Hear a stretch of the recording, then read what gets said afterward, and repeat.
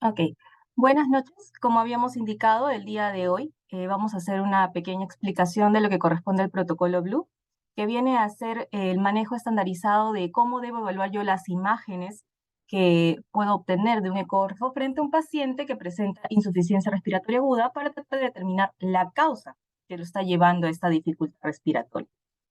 Mi nombre es María Alejandra Franco, soy médico residente del segundo año de la especialidad de Medicina de Emergencias y Desastres del Hospital Arzobispo Loaiza, y como parte del curso de telesalud vamos a brindar este tipo de charlas de telecapacitación al personal correspondiente.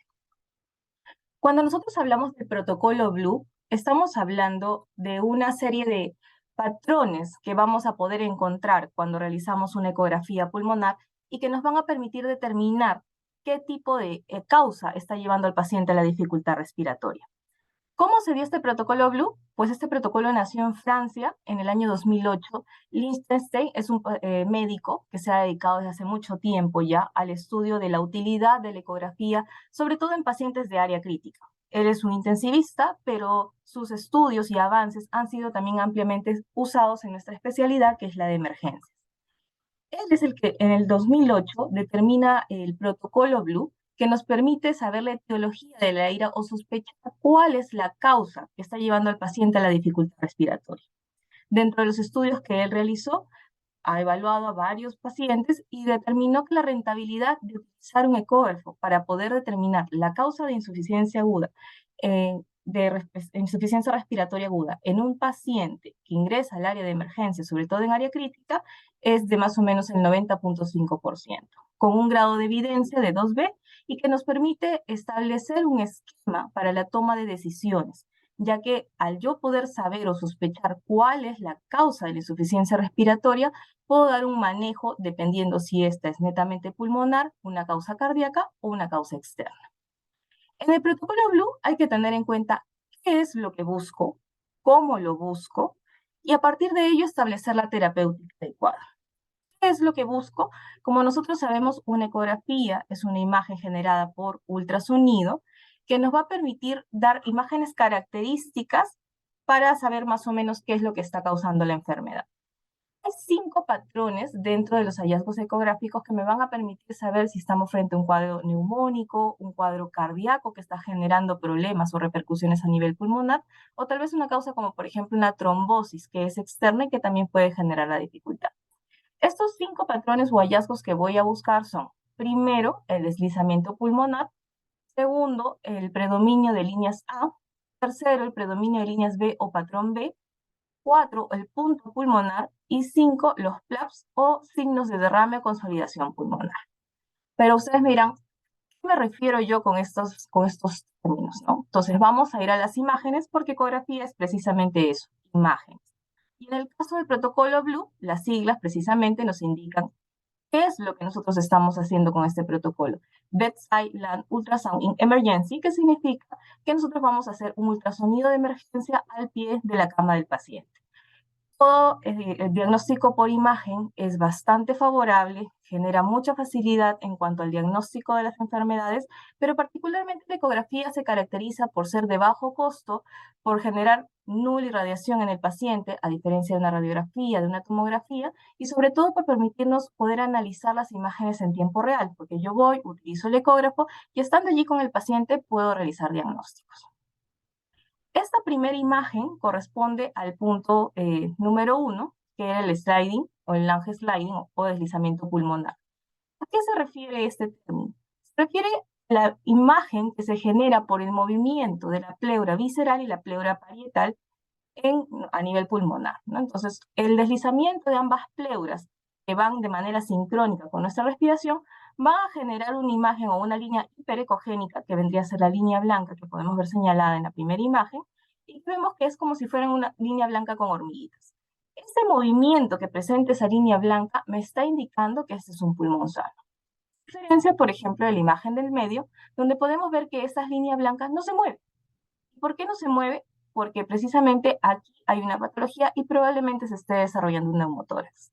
Entonces, si yo quiero determinar si mi paciente tiene un pulmón sano o no, lo primero que debo hacer es buscar el sliding. poner mi transductor en los puntos que vamos a ver más adelante y buscar esta línea blanca, esta línea hiperecogénica, con las líneas con esos puntitos, ¿no? Que fueran como un hormigueo y que me están indicando que las pleuras precisamente se están deslizando, como es el proceso fisiológico. En esta segunda diapositiva lo que podemos ver es el segundo patrón, que es el patrón de líneas A. ¿A qué se refiere? La reverberancia pulmonar, que corresponde a un hallazgo normal dentro del pulmón. La pleura visceral se encuentra en la parte superior y vamos a ver su reverberancia en la parte inferior. ¿Qué vendrían a hacer? Vienen a ser las líneas hiperecogénicas horizontales paralelas a la pleura que se encuentra en la parte superior y que me están indicando que este pulmón está ventilado. El tercer punto era el patrón B o líneas B. Corresponde también a líneas hiperecogénicas, pero que a diferencia de las líneas A, se refieren a las líneas que se presentan de manera vertical, que deben cumplir ciertos requisitos, como por ejemplo que estas líneas verticales hiperecogénicas deben nacer en la línea pleural y atravesar toda la imagen ecográfica para poder ser determinadas como líneas B. Estas líneas B pueden ser patológicas o pueden ser fisiológicas. Estamos hablando de un pulmón normal, podemos encontrar de 1 a 2 líneas B.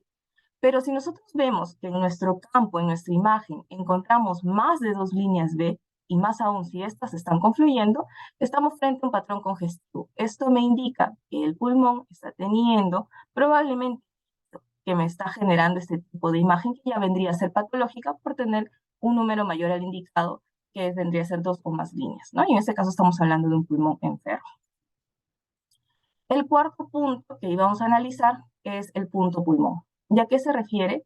No sé si pueden observar bien, pero en esta imagen ecográfica vamos a encontrar una parte del pulmón que se desliza, que está moviéndose al compás de la respiración, y vamos a ver una parte que no.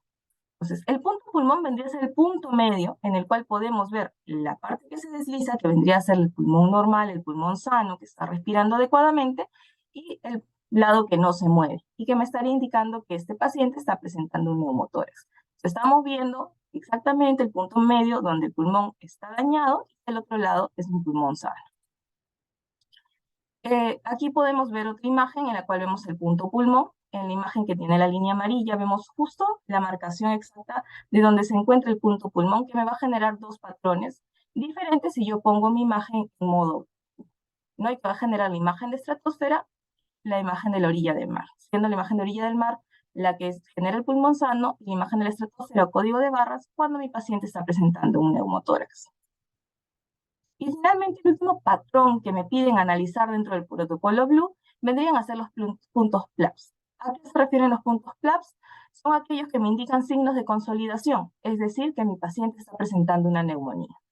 Al lado derecho podemos ver aquí signos de hepatización, vemos cómo hay una cambio en densidades, vemos aquí que nuestro hígado se encuentra con una densidad muy parecida a la del pulmón, lo cual me está indicando que este paciente está presentando una neumonía.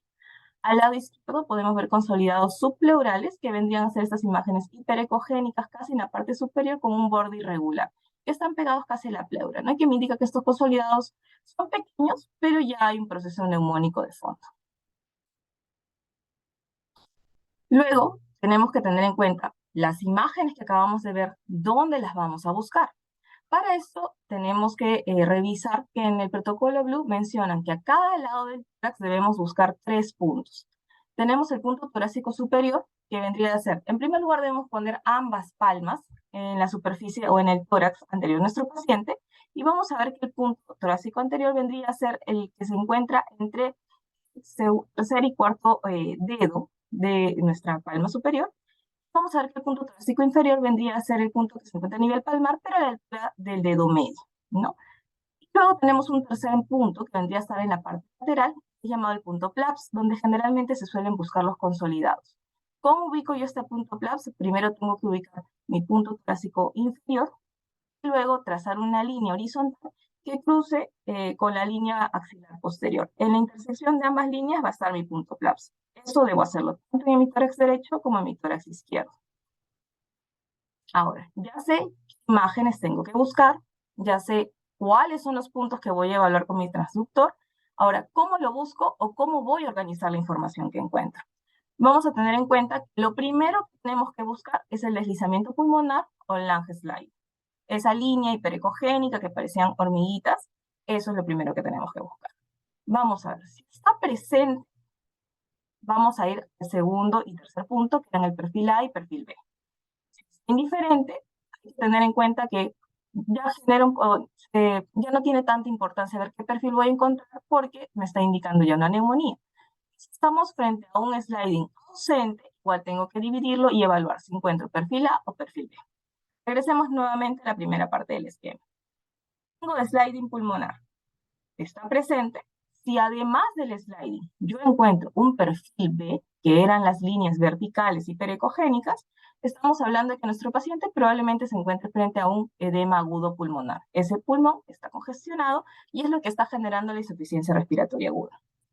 Si existe deslizamiento pulmonar, pero lo que encuentro es un perfil A, es decir, las líneas hiperecogénicas horizontales, vamos a ver de que en la siguiente diapositiva nos van a decir que tenemos que buscar puntos externos que nos indiquen una posible trombosis. Si el deslizamiento es indiferente, como les había dicho, puede ser un perfil A, B o C el que encuentre, y definitivamente lo que me va a llevar es a sospechar de que el paciente presenta una neumonía. Y si el sliding está ausente, debo tener en cuenta, ¿tengo un perfil A añadido o tengo un perfil B? Si tengo un perfil A, vamos a ver de que tengo que buscar el otro hallazgo, que es el número 4, el punto pulmonar. Y de acuerdo a si este está presente o ausente, me va a llevar a sospechar de alguna patología. Si está presente, estamos probablemente frente a un neumotórax. Mientras si es ausente, tenemos que realizar otras modalidades diagnósticas, en este caso probablemente recurrir a imágenes que generen radiación para poder determinar la causa de la insuficiencia de nuestro paciente. Sin embargo, si este deslizamiento pulmonar está ausente y encuentro yo un perfil B, estamos frente a una neumonía. Recordemos que en la diapositiva anterior mencionábamos que si teníamos el deslizamiento pulmonar unado al perfil A, debía yo buscar otras exploraciones, ¿no? El segundo paso en este caso es la exploración del sistema venoso. Voy a tratar de buscar signos de trombosis venosa. Si tengo signos de trombosis venosa en mis miembros inferiores, puedo sospechar de que así como hay trombosis en miembros inferiores, estoy frente a una trombosis a nivel pulmonar y estoy frente a un TEP. Si, en cambio, no encuentro signos de trombosis venosa en miembros inferiores, lo que tengo que hacer es explorar los puntos PLAPS, porque tengo que determinar si mi paciente está o no frente a un proceso neumónico. ¿Se acuerdan? Eran las imágenes consolidativas.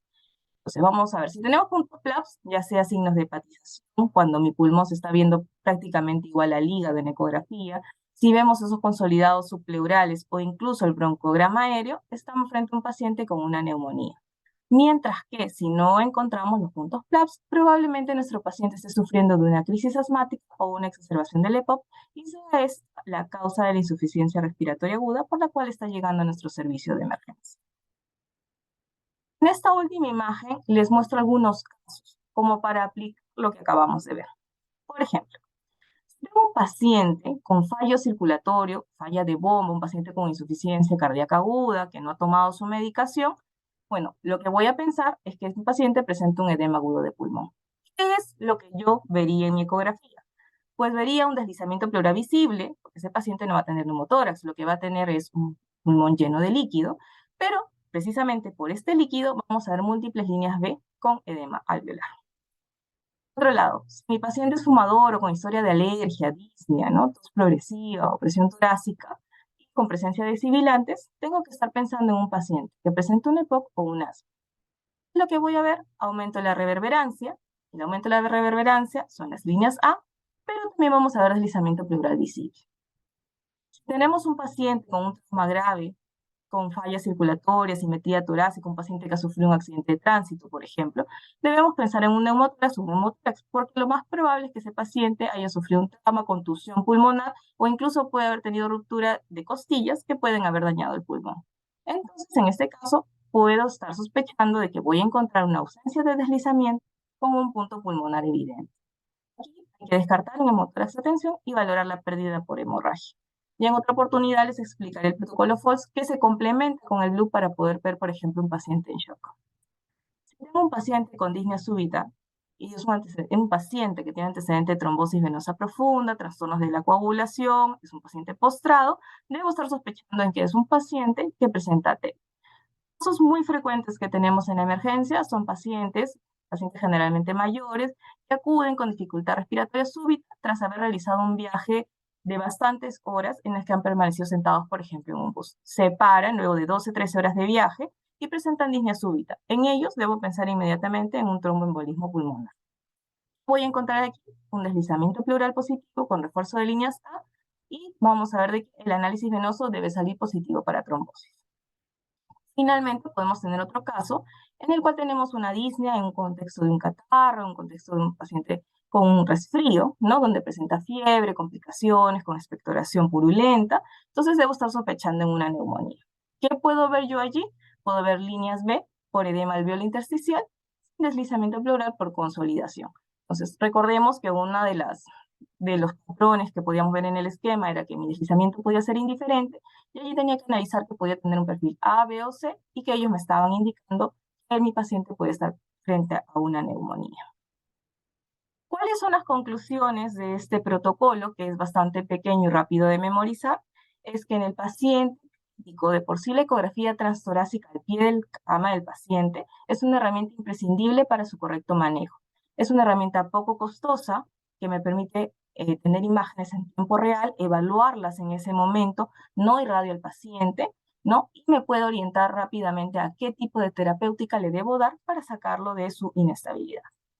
¿Hay que conocer los patrones ultrasonográficos básicos para reconocer las diferentes patologías? Sí. Por eso es que lo primero que les he presentado son las imágenes que yo voy a buscar y luego de ello organizarlas para poder determinar frente a qué enfermedad me estoy encontrando y a la cual debo tratar.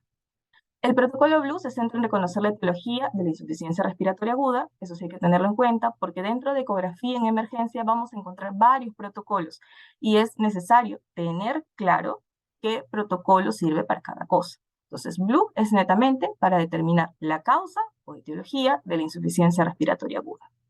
Y el protocolo Blue permite optimizar cada segundo en la identificación de las patologías y en el manejo del paciente crítico. Esa ha sido una breve explicación de lo que corresponde al protocolo Blue, la importancia que tiene para nosotros, porque en emergencia, sobre todo en el área de trauma shock, recibimos pacientes que se encuentran con una marcada insuficiencia respiratoria, pacientes que te dicen que se les falta el aire, que se están ahogando, que no tienes mucho tiempo para actuar y para poder generar cambios en él y una mejora en su estado, ¿no? A través del tratamiento. Entonces requerimos herramientas rápidas, no solamente la valoración clínica, que es nuestra base, sí, pero debemos utilizar también herramientas adicionales. Y la ecografía, de aquí en los últimos años, se ha vuelto una de las principales aliadas para nosotros para poder determinar rápidamente la causa de la insuficiencia respiratoria aguda y brindar un tratamiento rápido para que el paciente tenga un mejor pronóstico. ¿Alguna pregunta o algún comentario que alguien quiera hacer respecto al tema?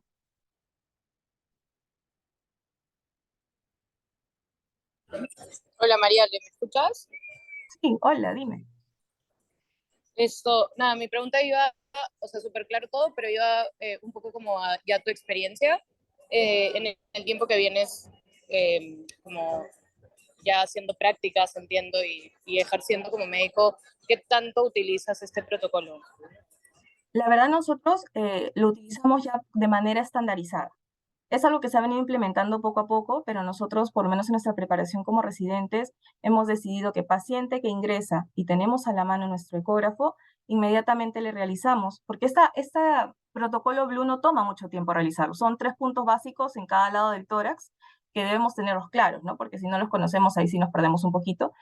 No nos toma más que un par de minutos a lo mucho poder realizarlo de forma rápida y con ello facilitar la terapéutica que vamos a instaurar, ¿no? Y la seguridad o brindar mayor seguridad de que esta terapéutica va a ser efectiva.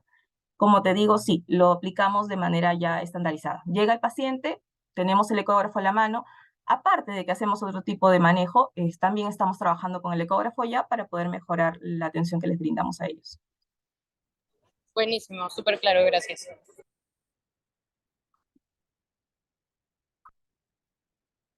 ¿Alguna otra pregunta?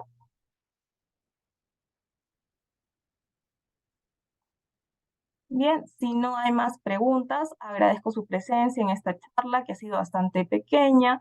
Lo que trato es de poder difundir el uso de nuestros protocolos, tratar de que se apliquen de manera estandarizada sobre todo en los pacientes, y que se vayan conociendo no solamente en los médicos residentes o en los médicos asistentes, sino que es muy importante que ya desde pregrado los chicos conozcan y sepan que el uso de herramientas adicionales para poder nosotros llevar un diagnóstico es muy importante, ¿no? A veces siempre está muy claro que el pilar de nosotros es la evaluación clínica, pero si tenemos herramientas que nos pueden ayudar para afinar nuestro diagnóstico, debemos utilizarlas y más aún si las tenemos a la mano, ¿no? Porque nos permite mejorar la calidad de atención que brindamos a nuestros pacientes. Bueno, pues eso ha sido todo por hoy. Muchas gracias por su presencia y nos estaremos viendo en cualquier otra oportunidad. Gracias, hasta luego.